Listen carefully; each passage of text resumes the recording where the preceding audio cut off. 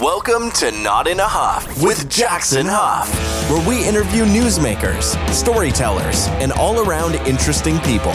Sit back, relax, unless you're driving, and enjoy the show. Here's Jackson. Hello. I am Jackson Huff. This is Not in a Huff. Thanks for joining me. As always, really appreciate it. This week, my guest is Madison Campbell. Now, Madison kind of comes to us from the world of influencing. We've talked to quite a few influencers before in all kinds of worlds. I tell her about that, but, you know, in mermaiding and fitness and, oh goodness, travel, all these different influencer worlds. I'm always just kind of interested to see how people get involved in that. Just such an interesting profession, something that didn't exist probably, I don't know, 10, 15, 20 years ago. It wasn't something that a lot of people did, maybe in a different regard, different way.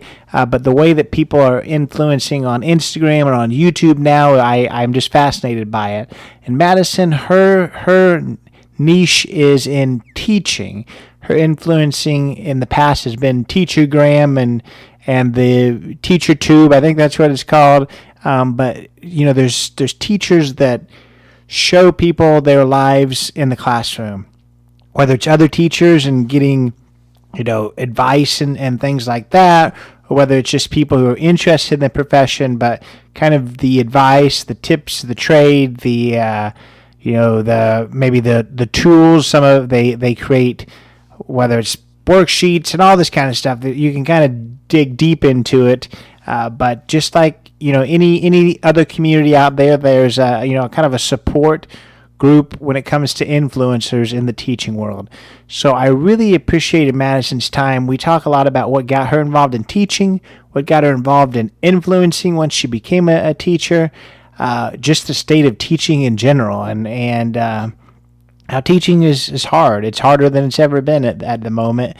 And we're going to talk about why right now she's decided to take a break from teaching and where her influencing is going to kind of transition to after she leaves the classroom, which I believe has happened now. It's summer, so I know she was finishing up her last year when we did this interview. So I really appreciated her time. I think you're going to really enjoy hearing just more about the influencing world, about this kind of subcategory in influencing when it comes to teaching.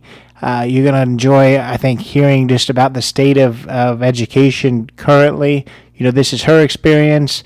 She shares it with a lot of others, but it's not everyone's experience. So I don't want you to kind of think that this is truly, you know, the state of the union, truly the state of education, but it's her experience. And I think there's a lot of powerful things to be said about what her experience has been here lately. But I think you're going to enjoy this one. Without further ado, here is Madison Campbell. All right, I'm here today with Madison Campbell. Madison, how are you? Hi, I'm doing great. I'm really excited to be here today. Well, I'm excited to have you. Thanks for agreeing to join me. I appreciate it for sure. Yeah, yes. It's going to be a good time. For sure.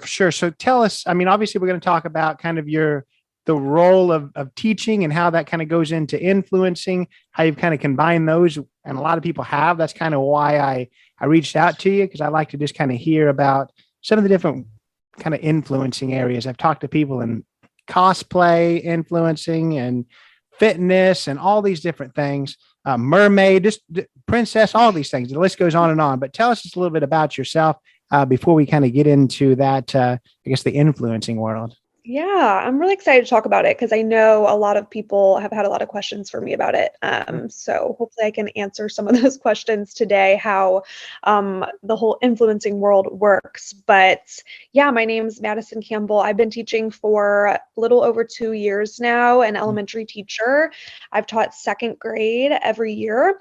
And at the beginning of my teaching career, I started an Instagram page just kind of documenting student teaching. And there definitely was a small niche at that time, around 3 years ago, where I think people called it like a teachergram, that just other teachers around the world would just post all teaching related stuff. And I just wanted to join that little world. But over the years, I would say the quote unquote teachergram has really blown up and become really huge to where now I see hundreds and hundreds of different teacher accounts on Instagram. And they even call it like teacher tube now, like YouTubers that just document their life as a teacher. And so that's what got me my start in social media. I just started posting here and there. And I really, people ask me all the time, it's like, how did it happen for you? It just happened pretty fast. I think because I just was consistent with posting every single day. And I showed my journey from graduating college to student teaching to job hunting to finding my first job as a teacher. So I think that's what drew a lot of people in as well. And then over the years, I started a YouTube channel. And it started solely a teaching platform, but I've grown really passionate about it. And I actually just fell in love with filming and editing and everything about YouTube and social media that now it's become almost a full-time job for me. And I just document my life. My channel has become more of a lifestyle channel. Of course, still teaching is a huge part of my life, but now I've kind of been trying to, broaden my channel to other things that I love besides just teaching. You covered a lot there. We're going to break down quite a bit of what you just mentioned. But before we kind of get to that, I want to know what got you interested in teaching in the first place? Were you one of those kids that always wanted to be a teacher?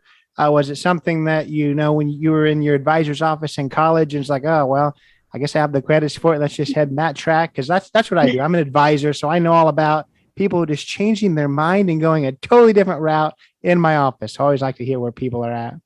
Yes. So I was one of those kids, that you've had in your office. I did not want to be a teacher as a kid, which is super common. I feel like a lot of teachers, educators you meet, it had been their dream, or they had a mom or a dad that was a teacher, and that's kind of what inspired them. But that wasn't my case at all. In fact, I don't have many teachers at all in my family. I have just one in my entire family that's a teacher. And it never really was a dream for me.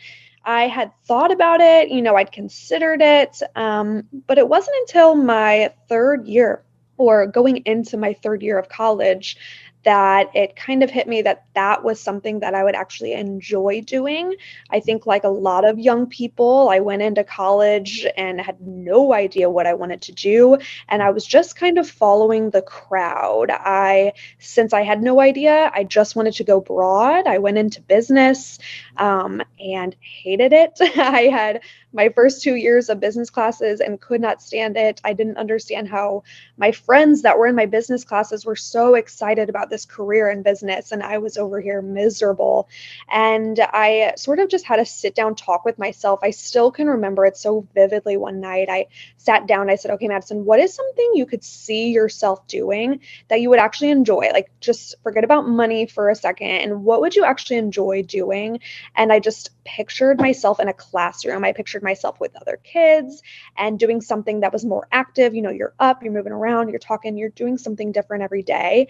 And for me, that was teaching that came to my mind. And the next day I went to my counselor and changed my major. I like it. And two things that you said, I just think it's funny. I like to point out. One, you said that you wanted to be in the classroom with other kids. So I guess you're calling yourself a kid. I just meant with kids in general, but I am a kid at heart. So maybe I did mean that. I like it. And then the other just funny thing is you're talking to yourself. I like that you call yourself your own name. You're not like, okay, water lily, this is what I need to think about.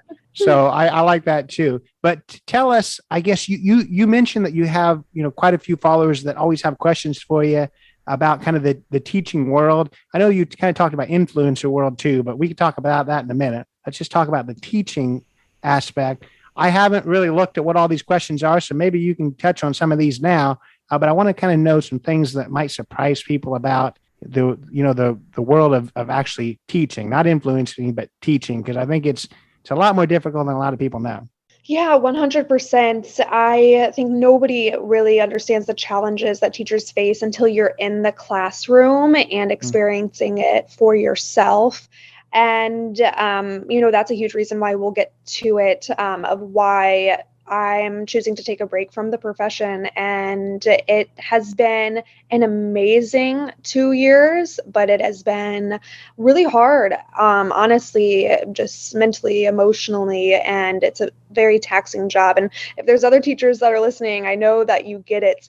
But yeah, there's a lot of people that don't get it, especially if they've never taught, if they've never had family members or, known someone that's a teacher. But it's not all rainbows and butterflies in the classroom. And I think when I went into teaching, I thought it would just be like this happy-go-lucky job. You're just hanging out with kids all day, and kids are just these sweet, little creatures that just make you so happy. And there are some, but then, you get to the realities of the job, and it has been a lot harder than I ever expected, to be honest. Yeah. I mean, there's so much to that we could unpack for an hour if we really wanted to, but we're not. The things I would just mention with that very briefly is, I think that teaching now is harder than it's ever been. And everyone always says, oh, the current's always the hardest. But I really do think so, just because even as a second grader, that's what you teach, correct? Yes. Yeah. So even as second graders, I think second graders just even at home just has so much more on their plate than they've ever had. So bringing that to the classroom is just so much different. I can't even imagine, being a teacher right now. Also, and you can say this is maybe incorrect or not, but from what I've gathered from, the college I work for and the teachers that we're training, there's less and less people that are going into teaching that are, those legacy teachers. Their mom taught and their dad taught and all this kind of stuff.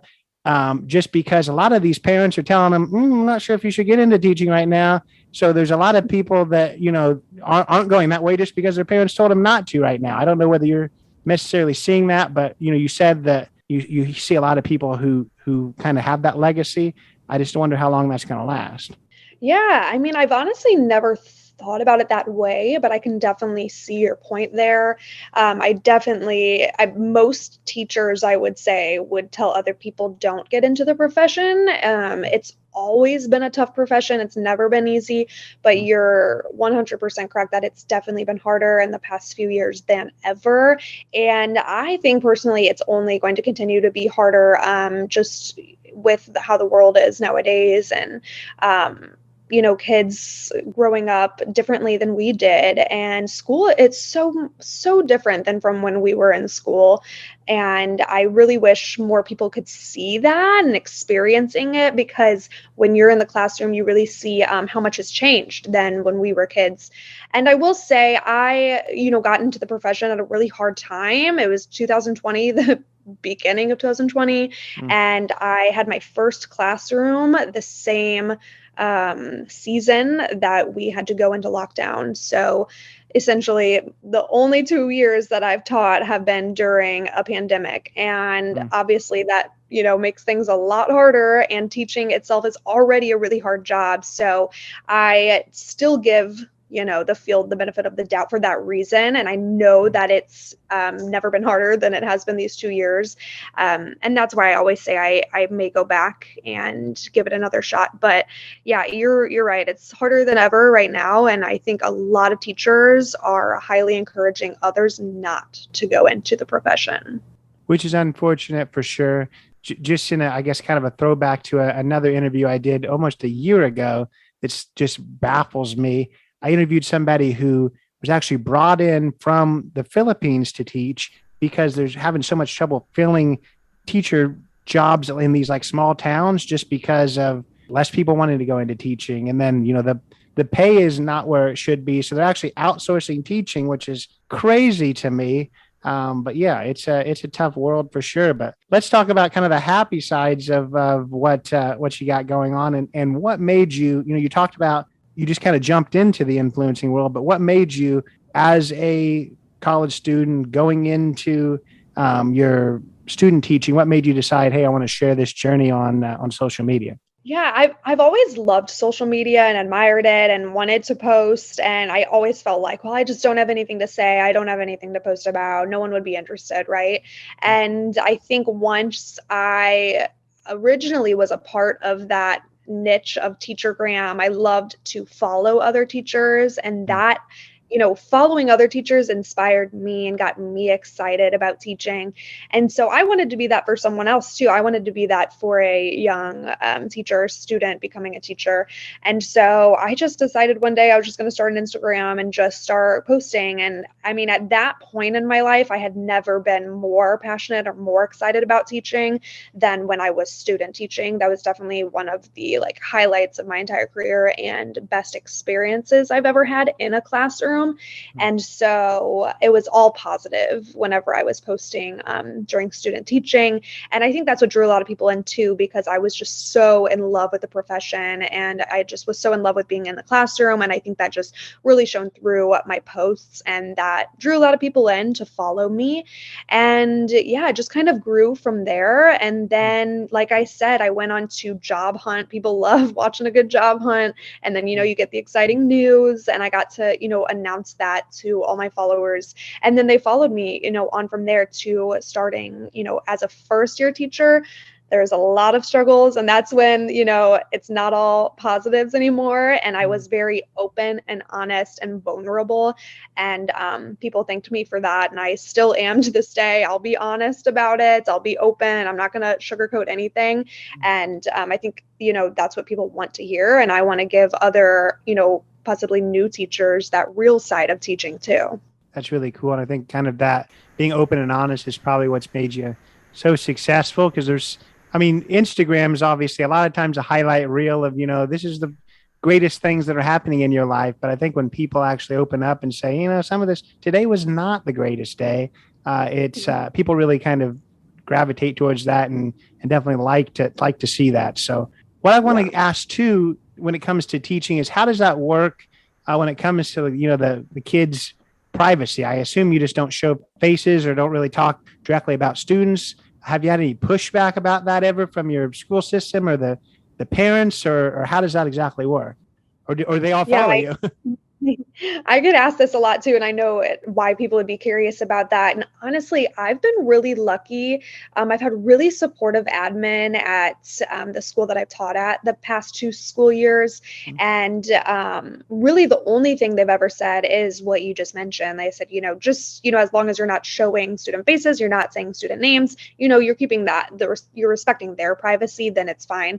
And I have, I've been very careful about that, not showing names, not showing faces. And, every now and then I'll get clips of my students working, but it's always waist down of them sitting down working. It's never their face.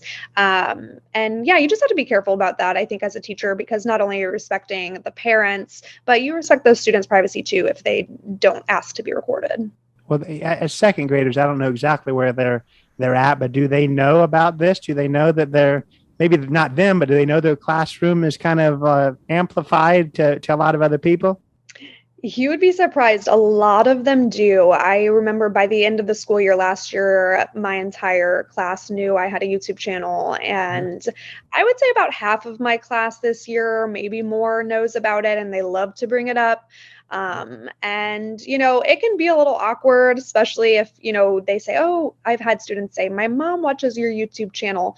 And, I just kind of smile and nod, and I don't really talk about it. I don't bring it up. I don't say anything further. And, it is what it is. They're so young. They still can't really comprehend it. They just think it's cool that their teacher's on YouTube and they see my face on YouTube. But yeah, it can definitely get awkward because the whole school, everybody knows I have a YouTube channel, and I'm sure everybody talks about it, but for the most part, everyone's been super supportive. It's not like I'm getting, backlash or anything like that. Well, that's a good thing. I feel like anytime anyone puts themselves out there, it means sometimes you've got some backlash. I want to talk about the teacher community, the teaching influencer community. Tell me a little bit about, I guess, that growing community. You said that it's kind of growing. And then also, just based on what you're saying, maybe is this an area that you do have a lot of trolls and backlash? I've talked to people and other influencing that's a huge thing they've got to deal with all the time. Just a bunch of people just wanting to be upset just to be upset. I don't know whether that you deal with that very much, but the good side of the community and the bad side too. Yeah. So just talking about the community first, I would say one thing I love about the whole teacher community on social media, on Instagram and on YouTube, like I said, it is getting larger and larger. But what I also love about it is that a few years ago when I started, I would say the teaching profession was very glamorized, especially on Instagram. All you saw were just pretty pictures and Mm-hmm. decorated classrooms and happy teachers smiling in front of their cute decorated desks, And I did the same when I was student teaching. All I did was just pose in front of my cute desk with my cute teacher outfit. And over the years, people's eyes have been open to the struggles that teachers face. And that's been shown on social media, and teachers all over are starting to get more vulnerable and more honest and showing the flip side of teaching, which is not so glamorous. And I just love that. And I love being a part of that. And, by no way are we all saying like, nobody go into teaching, because it's such an amazing and needed profession. We need good teachers. And, there's so many wonderful things about the profession that I talk about and will always speak about on my channel, on my page. But I really, really love how big the teacher community is growing and how it's evolving as well over the years to be a little bit more real, I would say. And then the other part of your question, that's the glamorous side. I would say there's definitely, you're always going to get backlash from people on the internet. But personally, I've always said, I'm like, you know what? You can't take it personally when it's someone who doesn't even know you. There's always going to be those trolls on the internet that are just going to come after you just to come after you because they're bored. And so I have been really, really lucky. I don't get a lot of hate comments and people coming after me and attacking me. I would say it's very few and far between. Most of my followers and subscribers are very sweet and positive and encouraging, but it's always out there. Well, I mean, I guess I'm just wondering. I mean, obviously, trolls, a lot of times they don't even really need a reason and they just say goofy stuff. But what kind of backlash even comes? Do they just, I mean, what do they even hate on? That's what I always just wonder, where the trolls get their food. Oh, you'd be surprised. I mean, I've gotten comments about such little things, just about the way I talk or what I'm wearing or what I look like, or just nitpicking like the way I say certain things. There's always something that people can comment on. But I would say, people seem to respect teachers a little bit more. I don't get, any hate that has ever made me like super upset. I'm sure it's out there, and I know some people may have it worse. But like I said, I've been really lucky to not have that many rude people in my comments. And anytime I do, I delete it or block them. I don't even entertain it, honestly. Yeah, that's a good thing for sure. You talked about, the community growing. I just wonder, obviously a lot of the people I've seen in the community are teachers that have probably been in the profession less than 5 years. I feel like, just because social media is a lot of times younger people.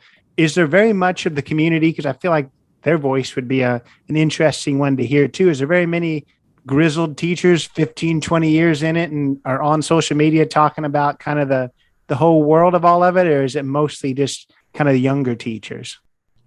That's actually a really good question, because it just made me think. And I would say there's definitely experienced teachers, teachers that have been teaching for, up to 10, years. But it's funny you say that. I think what we're lacking in the teacher world is those more experienced teachers. But the thing is, there's not a lot of 56-year-old men or women that are starting Instagram pages or YouTube channels, which I think they should. Maybe they don't feel confident because there's not as much in that demographic starting their own social medias. But I wish we could encourage them to, just because we need their viewpoint as well, especially if it's a veteran teacher who's been teaching for 20 plus years. Because I would confidently say a lot of teacher tubers and people who have Instagram pages are on the younger side, in their 20s, 30s. And that's, probably like most of what I follow as well. So I'm glad you mentioned that, because I really need to start looking for some older, more veteran teachers to follow. Yeah, there you go. Well, it only took, I don't know, 10 questions. I'm glad I finally made you think about something. That's a positive for me. You really just made me think. But yeah, I think that would be a huge thing if there were people, veterans that are doing it, just because obviously kind of that the younger demographic, the younger teachers that are still kind of in that honeymoon phase. That's great. But I feel like just hearing the stories that some of the people that have been at it forever would have to tell, that would be some entertaining content, I feel like. Yeah, I agree. I think we need to encourage all older teachers to start their Instagram pages now. Yeah, there we go. If someone is listening to this and they're older, let's do that. Yeah, for sure. Yep. So let's talk about maybe your transition. You talked about it a little bit. I know you're making a move, and maybe that's kind of accelerated your transition. But I know you're maybe transitioning away from teaching and kind of going into social media more as a full-time role. So talk a little bit about that. Yeah, like I said, I have been doing social media for a few years now, and I would say in the last year and a half, it started becoming a side job for me. I started making income from YouTube mainly, and I never, ever, ever thought that I would consider it as a full-time job. But over the years, more opportunities have came, and it's just kind of flourished into this like dream job for me. It has definitely become more of a full-time job than what I used to call it as my little side gig, as it's what I'm focused on all day, every day. And when I'm not teaching, that's, all I'm doing is just putting energy towards my YouTube. And so I think it was about halfway through this school year where I was just feeling the burnout more than ever before, when it kind of hit me. I'm like, I have another job right now that makes more money than teaching, which I know some people find it really hard to wrap their head around that. But social media has provided for me more than my teacher salary, which is crazy and insane and sad in a lot of ways. Yeah. But I came to the realization that I am so happy doing this other job, which I had considered a hobby for so many years. And I think it's everyone's dream to turn a passion and a hobby into a career, right? So it's not hard for me to explain to people that that's something that I want to do full time. And yeah, over the months, it wasn't just an overnight decision. I would say over the course of 2 or 3 months, it just started weighing on me, and it just started feeling like it was something I was meant to do, just more drawn to. And we had a big move. We found out that we were moving to St. Louis, and within this big move, I would have had to quit my job either way and start looking for a new one. And so it just seemed like it was meant to be, since I had to leave the classroom either way. I wanted to give myself a chance. I wanted to take a chance on myself. And instead of just shooting myself down and saying, oh, no, you can't do that, just because it's a different career path, and it's a scarier one, as it's, self-employment, but it's something that I'm really excited for, because it's going to be a challenge. It's going to be new. It's going to be hard and scary in a lot of ways, but it's just what I have the heart for right now. And to be honest, I think I just need some change. After being in the classroom for 2 years during a pandemic, I need something new. And this is my dream job. That's awesome. And I like that you're going for it for sure.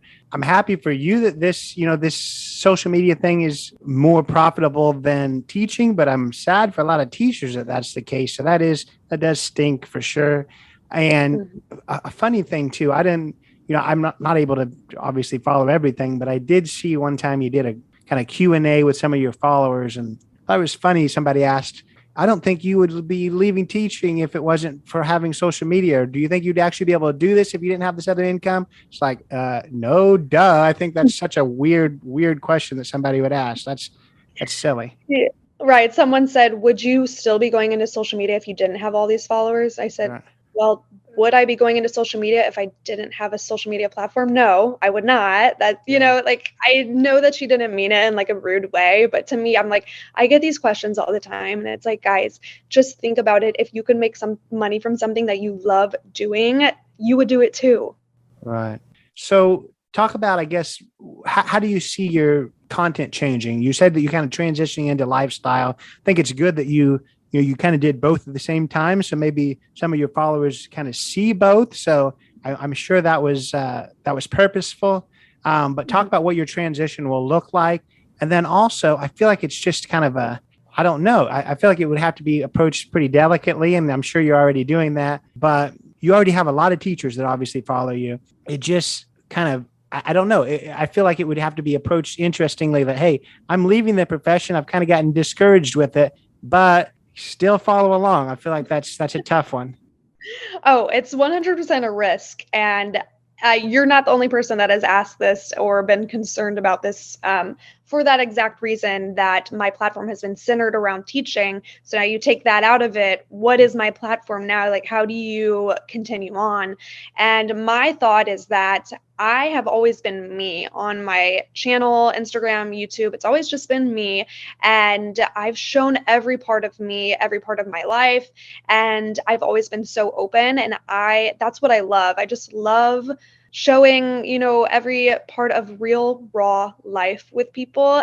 I've always personally loved watching that. I've always been intrigued with YouTube and watching other people vlogging just their life. And it's always been something I wanted to do. And for the past 2 years, teaching was my life. So to me, that was authentically what I wanted to show people, because that's all I thought about, all I did. And now, as my life evolves, I'm not going to stop vlogging and stop showing people. I am actually more inspired and more excited to show people what's to come, because everybody goes through phases. Nobody stays the same person for 60, 70 years of their life. And for me, this kind of gave me the idea of just creating a more lifestyle focused channel. And if people like me, for me, they'll stick around. And I'm so lucky to have subscribers that have told me, they've commented and messaged me and said, some people say, I'm not even a teacher and I've followed you all these years just for you, or I am a teacher, but I'm sticking around for you, not for the teaching content. And those are the type of comments that just really encourage me to keep going. And I'm going to be completely honest. And I mean, obviously everyone can tell I've lost a lot of followers since announcing that I'm taking a break from the classroom. And that's not a shock to me. I saw that coming. I prepared for it. I know that people were following me for my teacher content, so I don't blame them at all for leaving, since I'm not providing as much of that for them anymore. Of course, I tell people my page will still always talk about the teaching profession. I always want to be an advocate for teachers and be a place where other teachers, new teachers, can come to for advice and tips. And I'd love to still create videos around the career and around the teaching field. And I've also not taken off the table that I'll ever go back into the classroom. And I've been very open and honest about that. I think a break could do wonders for someone and getting them the motivation to get back into the classroom. But yeah, it's going to be a big change, but I'm just excited. I have so much coming up with our big move and so many life changes and big just steps in life that I want to document for everybody. And I just hope everybody will want to stick around for me, and whether I'm vlogging in the classroom or vlogging at my house or outside or wherever it is, I'm really excited for what's to come, because I think just broadening my channel is going to draw a lot more people in, since I've had such a niche of teachers for so long, which I love. I love my teachers, but I'm excited to draw other people in to come follow me, because I was afraid that maybe posting only teaching stuff was actually, turning some people away, since they weren't interested in the teaching content. So I'm just excited. There's big changes, but I think change can be really good sometimes. Absolutely, for sure. So tell us, you've obviously had success in the influencing world, in the social media world. Somebody who's just trying to get started in it, maybe they're like, she's moving out of this space, I'm going to just jump in her teaching space. Obviously, there's a lot more people in it than just you, but what advice do you have to people who want to get into this world? I'm going to take one off the table, because my listeners have heard it a million times from other influencers, and it's probably the best advice, but don't say consistency. That's a huge one. I know consistency is huge, so we know that already, but what's some other advice? Yeah, obviously we know it's important to post often. Obviously no one's going to follow you if you're not posting any content. Right. But it's funny you asked that, because something that's hit me in the last month or two as well, because I've gotten so many questions of this asking me, What is the key? How do you become successful in social media? And how do you start? Where do you start?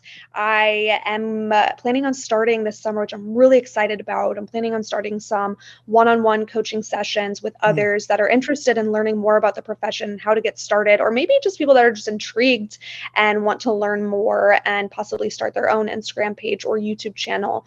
And so I am going to be offering that just one-on-one mentor sessions or coaching sessions this summer. I will be posting about it over on my Instagram and YouTube very soon. So stay tuned if you are at all interested.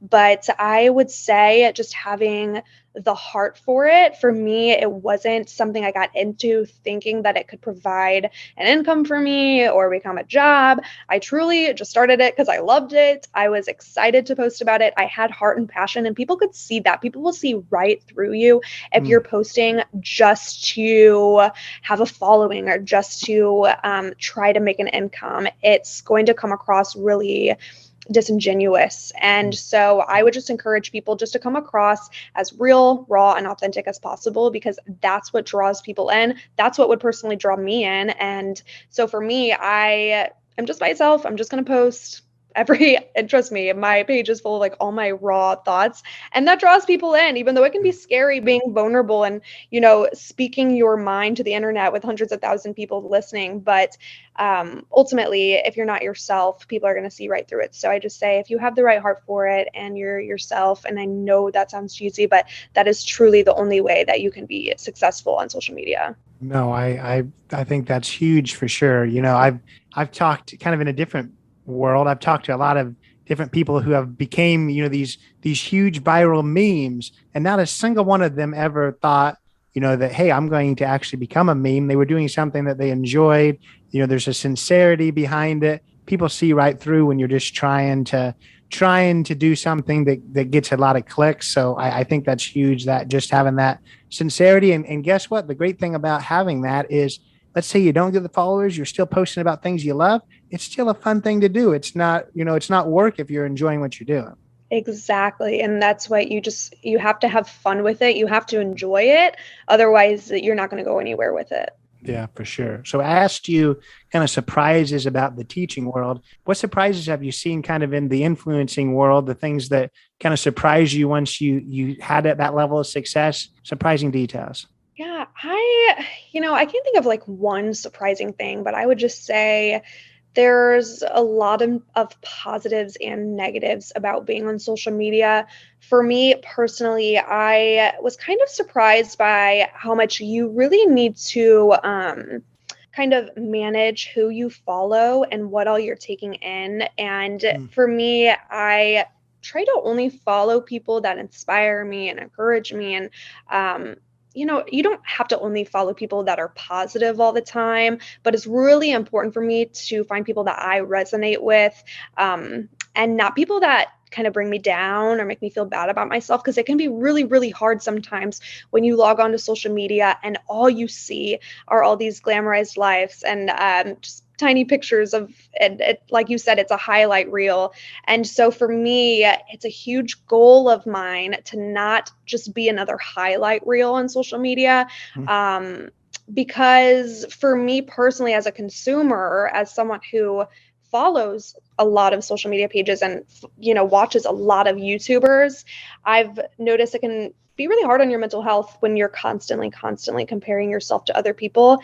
And as someone who is now in the social media world, I have to make sure that I'm also taking care of my mental health and finding a balance, between social media and what I'm posting online, but also living my real life and making sure I'm enjoying my time with family and friends and not constantly comparing myself to this little online world.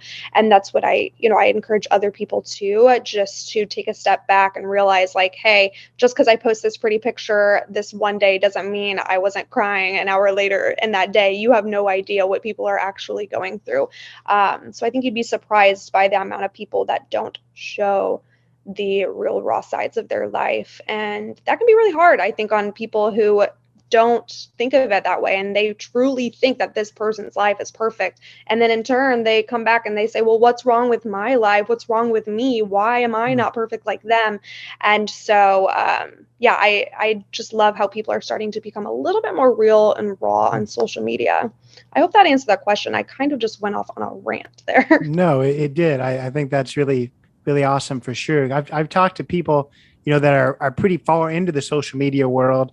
And I think what you said about just making sure that you manage your mental health and make sure you set aside time for that is huge, because I've talked to plenty of people who are talking about burnout in social media too, just because of, the rat race of it. The advice I would give to you, just based on what I've heard from other people, and, is just make sure that you set those boundaries, make sure that you set, your personal boundaries. Your everything in your life doesn't have to be on social media, and don't make your followers sometimes make you feel like, hey, if you're not telling everything, then you're not genuine, when that's not true at all. So I think that's a huge thing.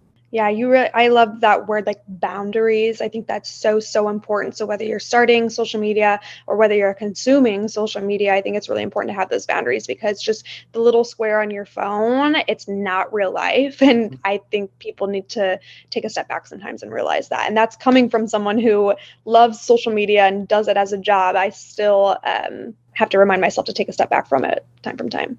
For sure. Yeah. So tell us, both professionally and personally, what you hope the future holds. Obviously, there's a big transition now, which makes the future a little bit less certain. But if we're talking, 5 years from now, where are you hoping that things are, both in real life and on that screen? Yeah, I would love to expand in my digital career, I guess you could say. I would love to start a website, a blog. I would love to improve in my videography skills and editing skills, and just create better content, because although I've been spending hours and hours and hours doing YouTube weekly, I had a 9 to 5 for the last 2 years. So I couldn't dedicate as much time as I wanted to it. And now I feel like I have the time, and I'm so excited just to spend all my time creating content and just putting more time, effort, and energy into it, and really creating a brand, creating a business out of it. And it's what makes me happy. So ultimately, I just want to be happy. Everyone should have a job that makes them happy, that makes them thrive and excited to get up in the morning. And I know it's cliche and some people think how, but it is possible. And I'm just excited for where things can go. Like I said, I can't wait to start a coaching business where I can coach and mentor other people who also want to start a career in the social media world, because it's possible.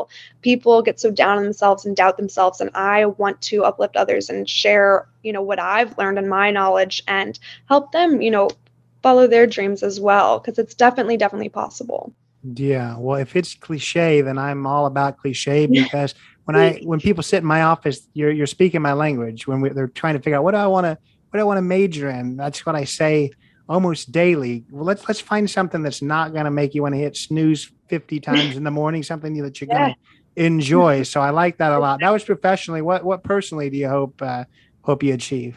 Yeah, personally, like I said, I just want to be happy. I want to be a stay-at-home mom. I want to work from home. I want to show my life. I cannot wait for that chapter of my life and show people the real, raw reality of working from home, of raising a family at home, while also being a career-driven businesswoman. And you can do both.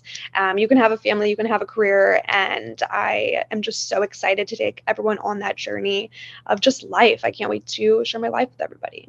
Awesome. So what if people are listening and want to join you on that journey, how can people connect?